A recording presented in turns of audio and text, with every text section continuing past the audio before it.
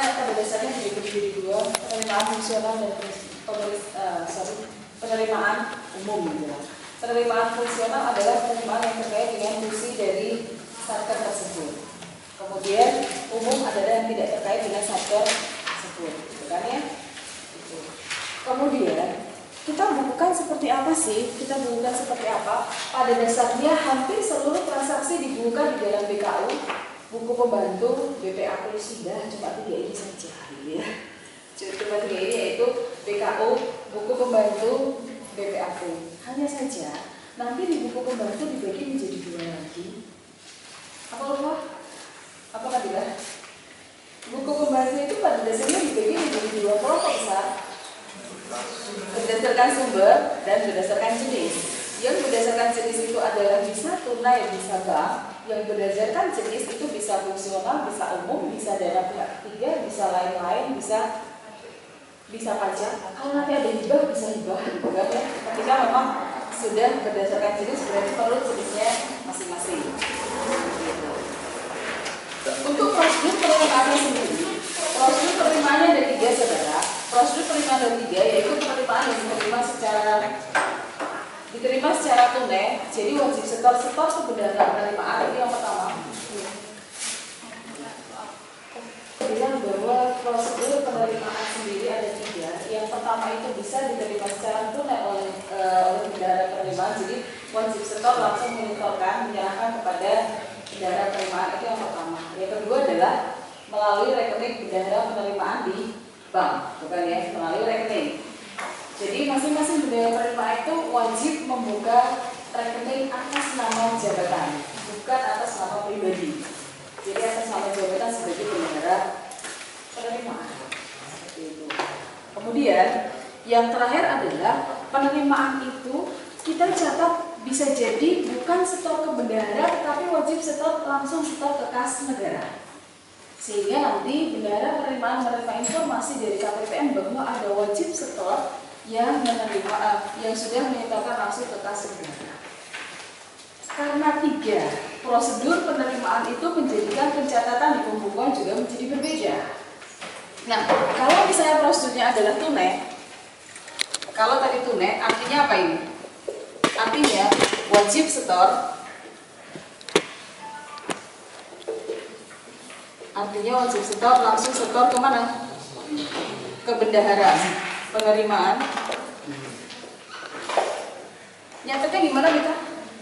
Gimana kalau tunai? Jadi wajib setor langsung menerima ke bendahara penerimaan. Halo Mita. Hai Mita. Kalau misalnya wajib setor itu langsung menyetorkan secara tunai ke bendahara penerimaan, kemana saja kita catat penerimaan itu? BKU,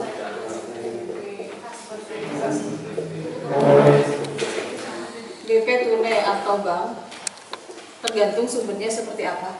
Dan di sini adalah BP fungsional, umum, pihak ketiga, atau lain-lain, atau lagi pajak, seperti itu.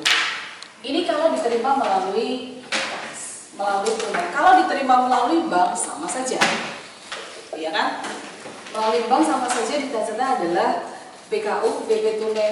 Nah, berarti di sini adalah BP bank. Nah, di sana menurut jenisnya sesuai dengan jenis yang jenis dari penerimaan. Yang terakhir yang sedikit berbeda. Ketika wajib setor langsung setor ke kas negara.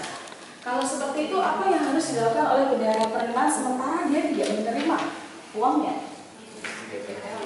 Kemarin saya bilang ya langsung ke BPAP. Kenapa langsung ke BPAP? Karena tidak melalui bendahara. Terus gak nyetor uang. Di sini itu sebenarnya buku kas semua loh saudara. Buku kas umum, buku kas menurut sumber itu kan sebenarnya membantu apa yang ada di dalam buku kas umum.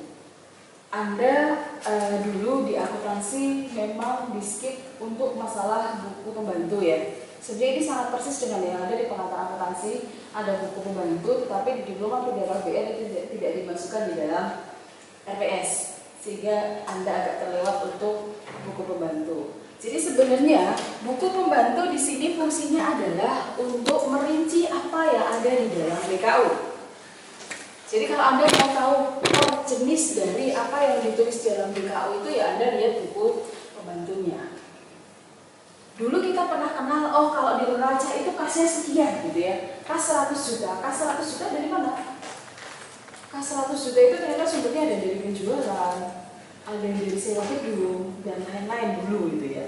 Nah sekarang juga sama seperti itu. Ketika BKU-nya ada penambahan 100 juta, itu dari mana saja ya? Oh itu ternyata dari fungsional, dari umum, dari pihak ketiga, dari lain-lain. Kemudian diterimanya melalui apa? Ternyata sebagian melalui tunai, sebagian melalui bank, sebagian langsung setor ke kas.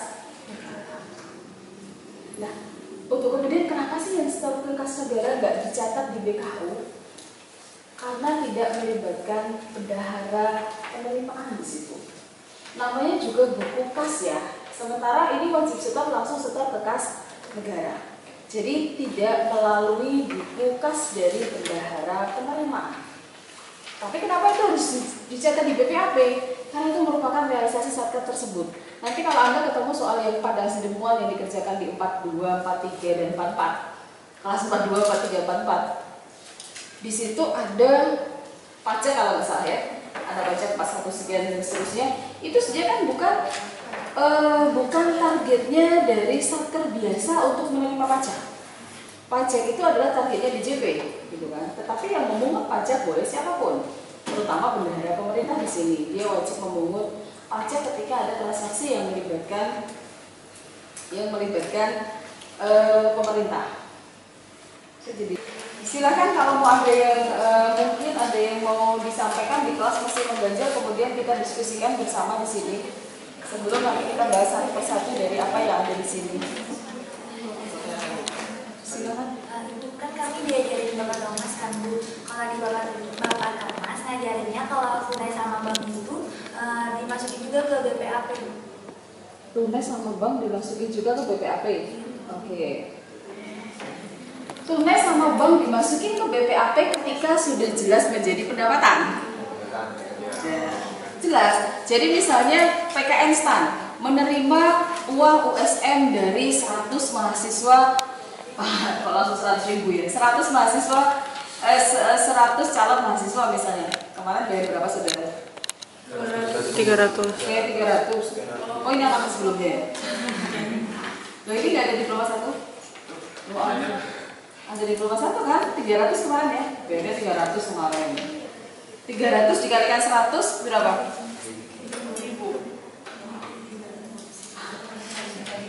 300.000 dikalikan 100 30 juta. 30 juta. Sorry kalau masalah hitungan saya udah lagi udah sore ya. 30 juta gitu ya. Kalau itu kan jelas bagi STAN bahwa itu merupakan penerimaan fungsional STAN, diterima melalui bank, rekening bendahara STAN gitu ya. Kalau seperti itu berarti nyatanya adalah di BKU sebelah di bank sebelah di fungsional juga BPAP terkait dengan target itu di kolom bukti penerimaan. Jadi kolomnya ada di kolom penerimaan, kolom akunnya juga bertambah, kolom bukti penerimaan sudah. Karena sama STAN belum tentu disetor ke kas negara pada saat itu. Kita bicara STAN sebagai satker biasa ya. Karena kalau sejujurnya sekarang STAN adalah satker BLU yang pendapatannya tidak perlu disetor ke kas negara. Jadi boleh langsung digunakan oleh PKN STAN.